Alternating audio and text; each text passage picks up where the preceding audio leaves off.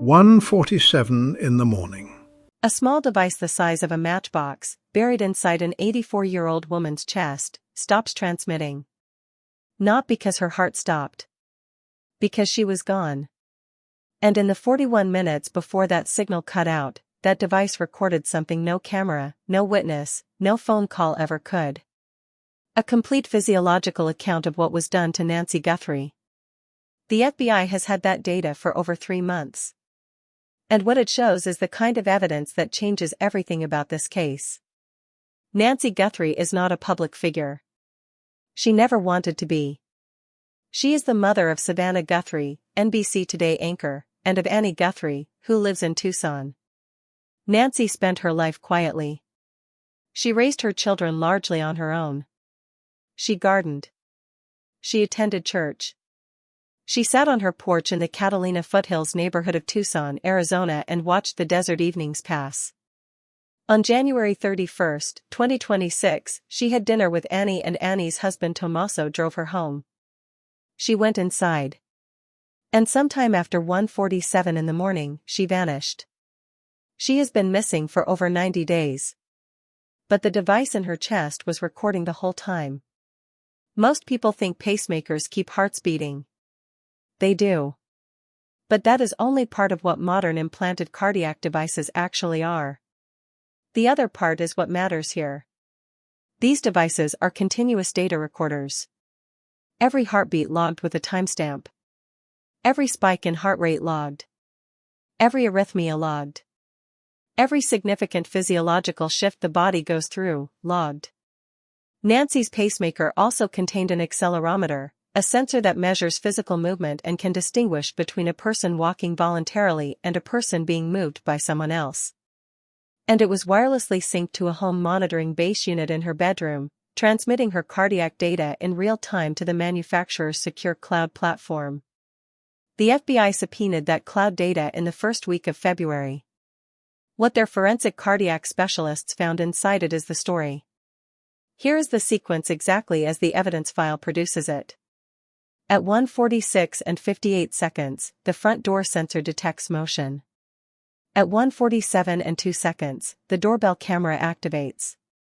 At 1:47 and 15 seconds, an unknown figure appears on camera, dressed entirely in black, slim and athletic build, 5'10" to 6'2", gloved, carrying 2 bags.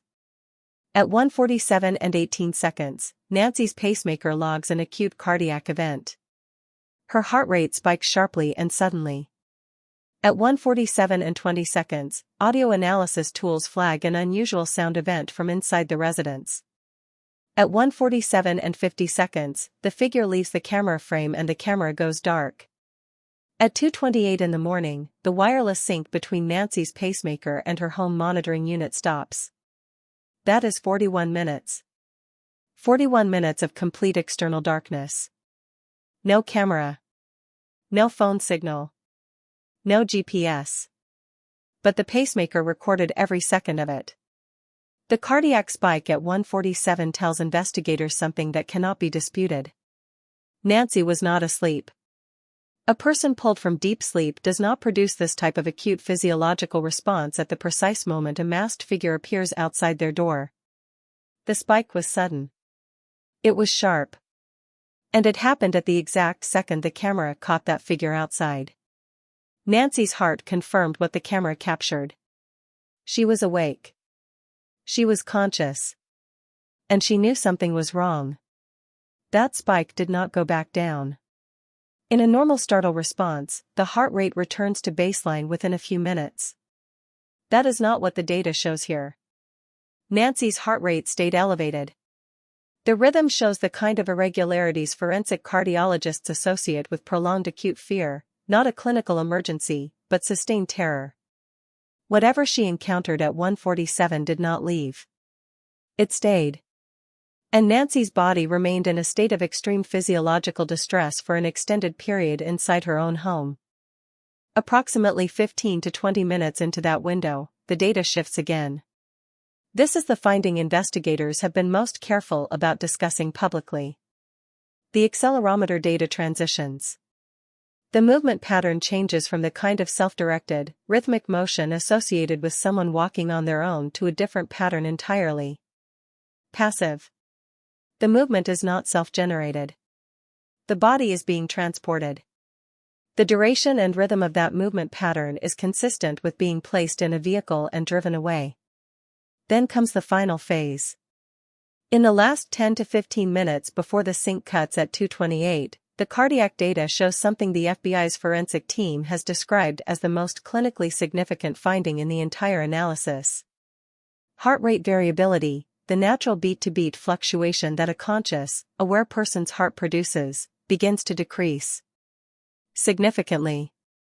That specific pattern has a clinical name.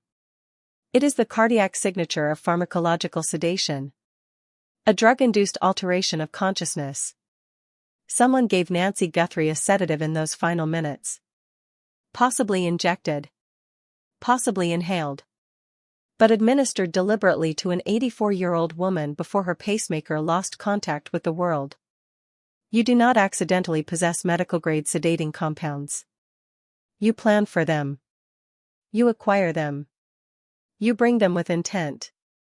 The specific cardiac signature narrows the range of compounds that could have produced that pattern. Narrowing the compound narrows the list of people who could have obtained it. And the FBI is actively following that procurement trail right now. At 2:28, the sync stopped. Multiple outlets reported Nancy's pacemaker stopped. That is not what happened.